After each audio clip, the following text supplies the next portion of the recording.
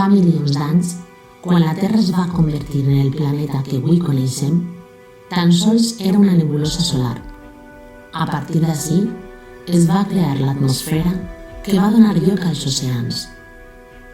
Amb el temps, la Terra es va refredar, la qual cosa va propiciar la formació d'una escorça sòlida, permetent que existira l'aigua líquida en la superfície. Per tant, el desenvolupament de la vida en la Terra es basa, entre altres elements i característiques naturals, en la presència d'aigua.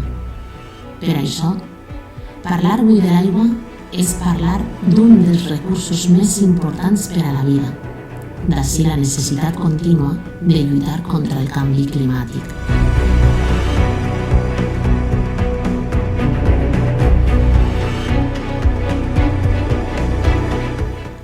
L'aigua és poder, l'aigua és regeneradora, l'aigua és domini, l'aigua té la capacitat de canvi, es renova constantment i amb ella es va adequant la societat, a poc, per arribar al dia d'avui. L'ésser humà ha ajudat molt a aquest desenvolupament, però també ha contribuït totalment als greus problemes que avui s'enfronta a aquesta aigua tan necessària i que naix en els nostres oceans.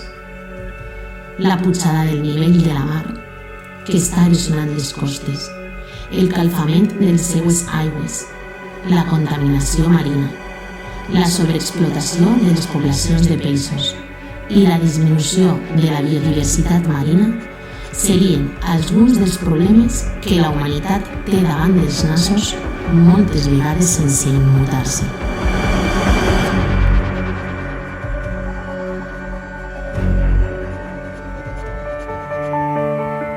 Però avui ací parlarem de l'aigua com a poder transformador. Parlarem de la mar com a força i empenyiment per al canvi. Parlarem del que suposa mantindre aquest bé per damunt de tot. Parlarem del que va suposar aquesta aigua, la seva canalització i potabilització per al poble de Paterna. L'aigua i el creixement del poble van ser sempre en paral·lel. Va créixer el poble, van créixer els seus camps, va créixer la seva indústria, van créixer les seues gents i es va convertir en la gran ciutat que és ara, amb més de 73.000 habitants censats. Parlarem de com aquest poder de creixement i regeneració afecta la societat en general en la mesura d'actualitzar-la al temps que vivim. Parlarem de com afecta també aquest poder a les falles per les quals ací estem, per les quals lluitem i per les quals ens desvivim cada dia perquè siguin millors, perquè aquest poder transformador de l'aigua siga la base sobre la qual se sustenten els principis actuals que tota comissió observa avui dia.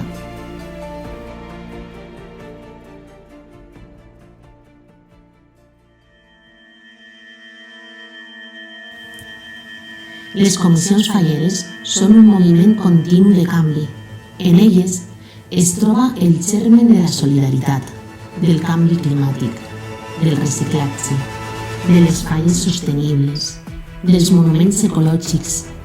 Es troba la caiguda dels mites i, sobretot, tenen el poder de la inclusió. Avui, ací, unirem els dos poders, el de l'aigua i el de les falles. Quin dels dos serà més fort? Quin dels dos liderarà la línia d'eixida cap al canvi? Aniran a fer-la mar tots els tòpics i transformarem des de les comissions falleres la societat en la qual vivim, fent-la millor.